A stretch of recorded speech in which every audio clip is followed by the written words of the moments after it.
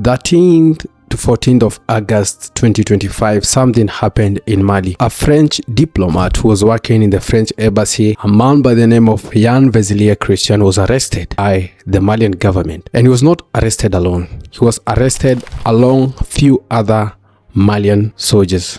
Some of them were senior military officials in the government of Mali.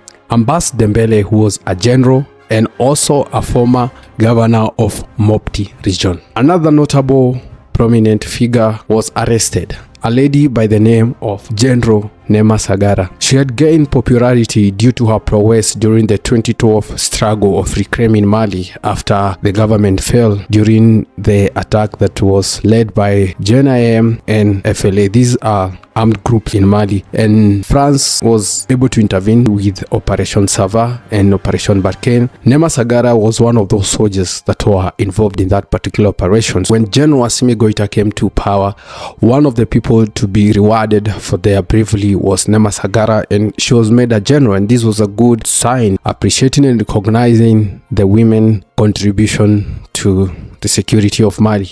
But she was amongst those Malian soldiers who were arrested alongside General Abbas Ndebele, the former governor of Mopti region. Now, this particular French man who was arrested alongside the Malian soldier, he used to work in the French embassy as a security guy. He was so close to some of these soldiers, and that's why he was able to turn some of them. And when he was arrested, story even turned out that he was not a diplomat, he was a DGSE agent.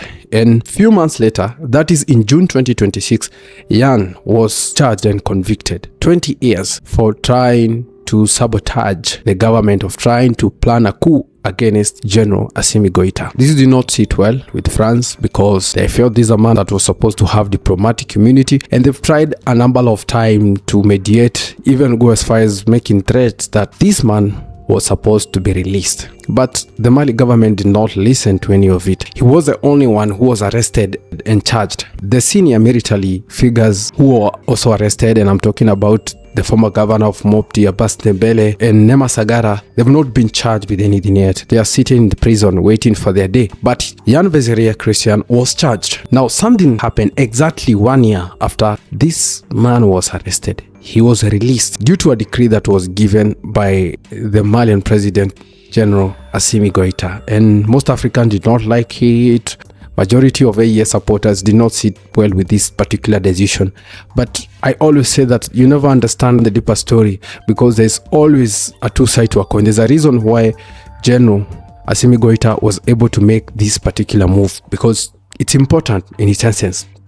The only thing that really caught our attention was the timing, and I'll tell you why.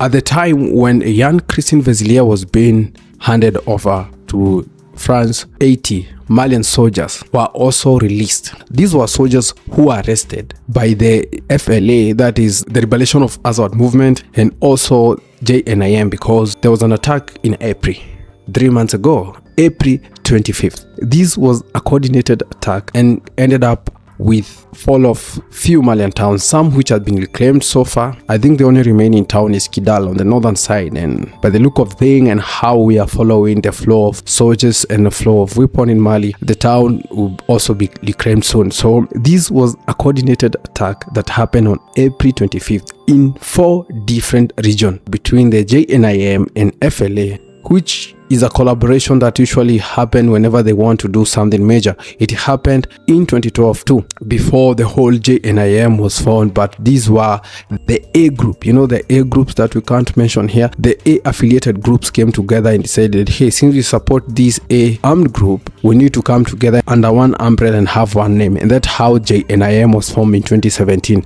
And most of Malian military camp were overrun by these armed groups, and some of these Malian soldiers were arrested, and they have been in custody from April 25th, and they were released same day. Yan Vezilier was released. So that is where most people are asking a question: how did it happen that the same time the FLA and JNIM were releasing Malian soldiers, it was at the same time that the Mali government released a man who was convicted for 20 years. Yan Vezilier was supposed to stay for 20 years in a Malian prison, but not anymore. he was released.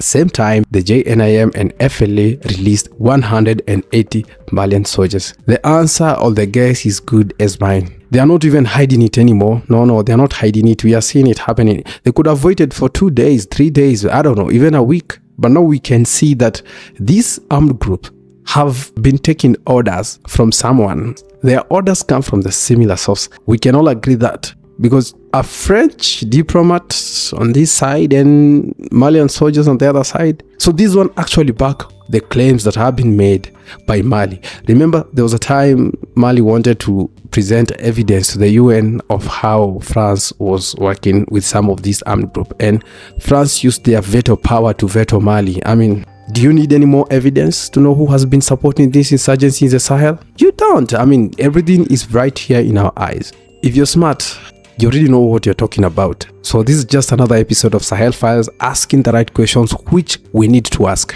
We need to stay dangerous. We need to stay curious. This is the Africa Next Chapter, and my name is Paul, and this was the Sahel File. Hope I see you in the next one, man.